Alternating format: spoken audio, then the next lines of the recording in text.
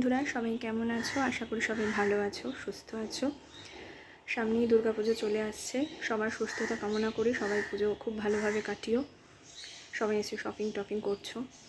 আমি বিগত 1 মাস যাবৎ কোনো রকম ভিডিও আমার প্রোফাইলে, আমার ইউটিউবে কোনো রকম আপলোড করিনি, ভিডিও বা ব্লগ। কারণ রিসেন্টলি কিছুদিন যাবৎ, 1 মাস যাবতই আমি খুব একটা সমস্যার মধ্যে দিয়ে আছি।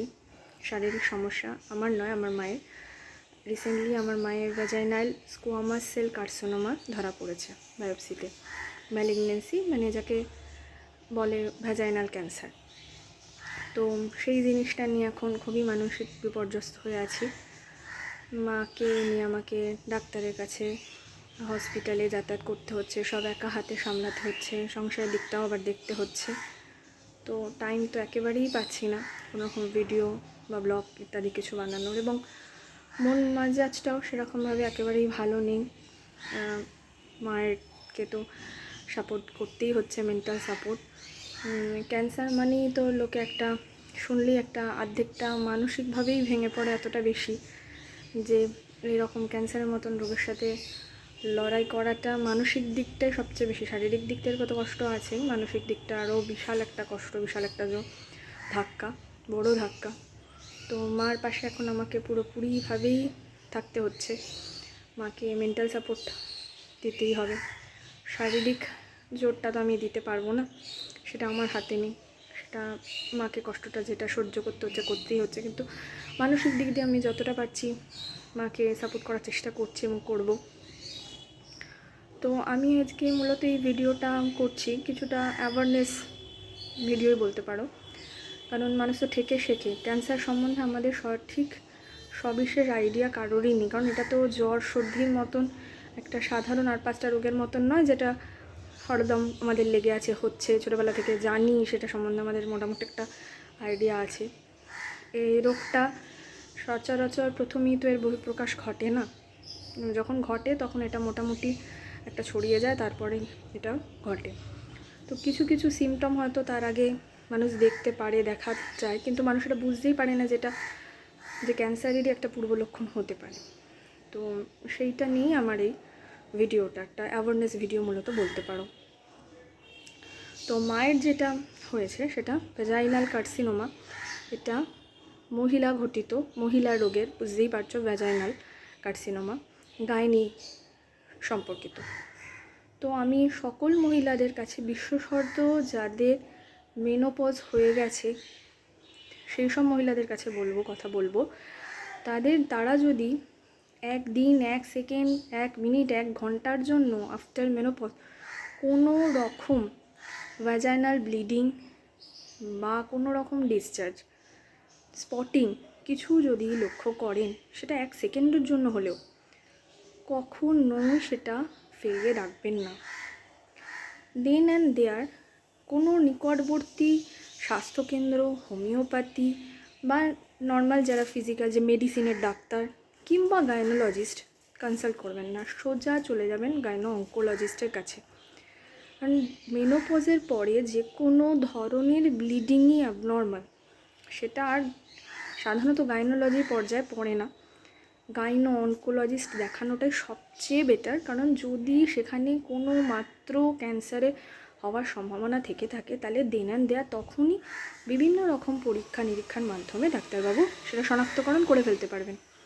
ক্যান্সার হওয়া থেকে এটা আটকানো যেতে পারে, বা ক্যান্সার হলেও সেটা অতি দ্রুত সেটা আইডেন্টিফিকেশান হয়ে গেলে সেটা নিরাময় হওয়া অনেকটা বেশি সহজ হয়ে উঠবে।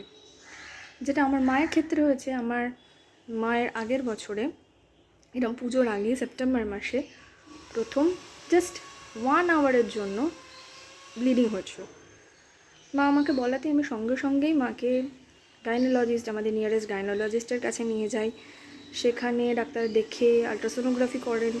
আলট্রাসোনোগ্রাফিতে এন্ডোমেট্রিয়াল ওয়ালের থিকনেসটা একটু বেশি দেখাতে উনি একটা সেখান থেকে বায়োপসি করার কথা বলেন। বায়োপসি হয়। দেন বায়োপসির পরে উনি হিস্টেরেক্টমি করার কথা বলেন। হিস্টেরেক্টমি অপারেশনটিও পুরো সুন্দরভাবে হয়।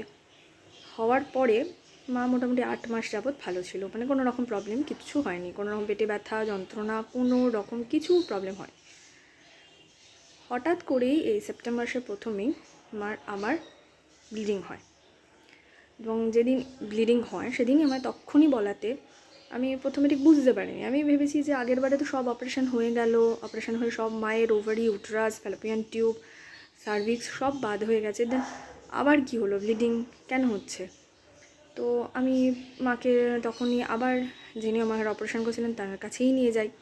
তিনিও সেম এই একই কথা বলেন যে সব তো অপারেশন হয়ে গেছে, সুতরাং কোনো ভয়ের কিছু নেই, এটা মোস্ট প্রবলি কোনো ইনফেকশন বা হরমোনাল কোনো ইমব্যালেন্সের জন্যই হয়েছে। ওষুধ দিতে থাকেন কিন্তু কোনো রকম সেটা কাজ হয় না। মার যেটা প্রবলেম চলছিল যে ব্লিডিং, সেটা হতেই থাকে এবং বাড়তে থাকে ক্রমশ। প্রথম দিকে একদিন অন্তর অন্তর, দুদিন অন্তর অন্তর একটু একটু হচ্ছিলো, ক্রমশ সেটা বেড়ে হয় যে ডেলি হচ্ছে এবং বেশ ভালো পরিমাণে হচ্ছে। মা দুর্বল হতে থাকে, ক্রমশ শরীর ভাঙতে থাকে। তখন আমার টিকিটা ভালো ঠেকে না। তো আমি একজনের সাথে কনসাল্ট করে, আমার হাজব্যান্ডের সাথেও কনসাল্ট করে আমি সোজা মাকে নিয়ে চলে যাই পিয়ারলেসে। সেখানে গাইনো অনকোলজি ডিপার্টমেন্টের ডক্টরকে দেখাই এবং উনি সেদিনকেই মাকে এক্সামিন করে উনি সাসপেক্ট করে দেন যেটা ভ্যাজাইনাল কার্সিনোমা, এবং বায়োপসি করার কথা বলেন। বায়োপসি করা হয় এবং বায়োপসিতেও সেই সেম একই রিপোর্ট আসে।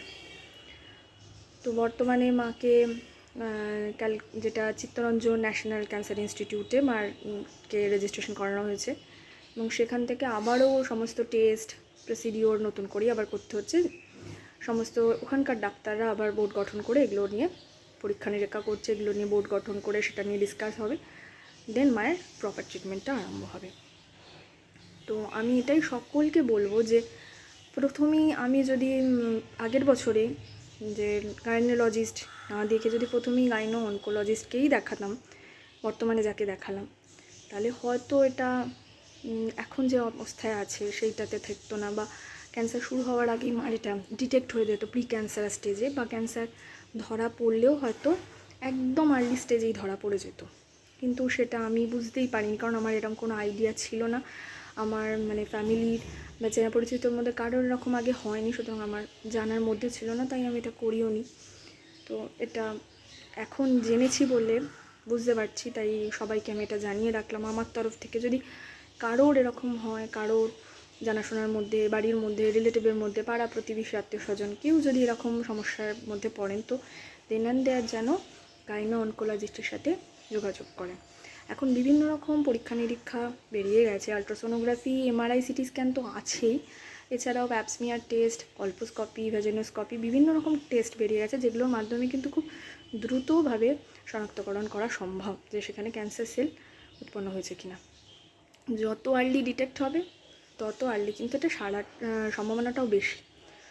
সবার কাছে এটা একটা রিকোয়েস্ট, যারা যারা আমার ভিডিওটা দেখছেন তারা এটা একটুখানি কাইন্ডলি সকলকে যদি শেয়ার করেন, তাদের আশেপাশের পরিচিতদের মধ্যে যদি কেউ আমার ভিডিওটা দেখে উপকৃত হয়, তাহলে সেটা সবচেয়ে খুশির কথা হবে। আমার জন্য খুবই সেটা খুশির কথা হবে যে আমার ভিডিওটা দেখে অন্তত কারোর হেল্প হয়েছে। তো এখন তো মায়ের প্রসিডিওরটা চলছে, ট্রিটমেন্ট প্রসিডিওর। আমি যথাসম্ভব চেষ্টা করব যে কিভাবে ট্রিটমেন্টটা হচ্ছে, এবং সিএনসিআই এর যে প্রসিডিওরটা আছে কীভাবে কী করতে হয় না হয়। কারণ প্রথম একে তো বাড়ির লোক একটা নার্ভাস থাকে, যে পেশেন্ট ক্যান্সার, সে তো তার শারীরিক মানসিক দিক দিয়ে সে পুরো বিপর্যস্ত থাকে। কিন্তু শুধু সে নয়, তার বাড়িরও যে লোক, তারাও কিন্তু পুরোপুরি বিপর্যস্ত থাকেই, মানসিকভাবেও তারাও ভেঙে থাকে। তো একটা এরকম হসপিটালে গিয়ে তো অনেক ধরনের নিয়মকানুনের মধ্য দিয়ে যেতে হয়, প্রোটোকলের মধ্য দিয়ে যেতে হয়, তারপরে কীরকম কী আমি চেষ্টা করব যে সেটা ভিডিও করে আপডেট দেওয়ার, যাতে আমার ভিডিওটা দেখে কারোর যদি ওইখান থেকে ট্রিটমেন্ট হয় সিএনসিআই থেকে, তাহলে সে যদি একটুখানি হলেও সুবিধা পায়, তো আমার ভালো লাগবে। তো আজকের মতন এইটুকুনি। সবাইকে বলবো সুস্থ থাকুন, সচেতন থাকুন, নিজের শরীর স্বাস্থ্যের দিকে খেয়াল রাখুন, ভগবান সবাইকে ভালো রাখুক, সুস্থ থাকুক।